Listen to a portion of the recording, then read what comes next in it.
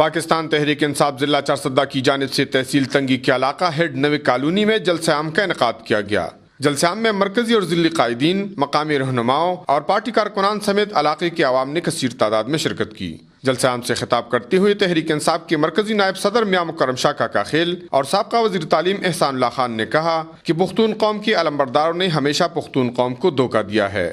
جاگیرداروں اور سرمایہ داروں نے غریب عوام کو صرف ووٹ کی حد تک پہچانا ہے۔ شاخرچیوں میں مصروف حکمران عوامی مسائل بھول گئے ہیں۔ انہوں نے کہا کہ حکمران نے اپنے بچوں کے مستقبل کی خاطر ملک کے بچے کو مقروض بنا دیا ہے۔ تعلیم کو عام کرنے کے دعوے داروں نے غریب کے بچے سے قلم اور کتاب چھین لی ہے، جبکہ دہشت گردی، لوڈ شیڈنگ، بے روزگاری اور مہنگائی سے حکمران نے عوام کا کمر توڑ دیا ہے۔ انہوں نے مزید کہا کہ عوام کی خدمت اور ملک کو ترقی کی راہ پر گامزن کرنے کا سوچ رکھنے والا عمران خان کے سوا اس ملک میں کوئی دوسرا لیڈر نظر نہیں آ رہا۔ انہوں نے عوام سے اپیل کی کہ امریکہ غلام حکمرانوں سے ملک کو آزاد کرنے کے لیے بیدار ہونا پڑے گا۔ جلسے عام سے مقامی رہنماؤں نے بھی خطاب کیا، جبکہ اس موقع پر متعدد خاندانوں نے تحریک انصاف میں شمولیت کا اعلان کیا۔ کفایت اللہ، اے نیوز، چارسدہ۔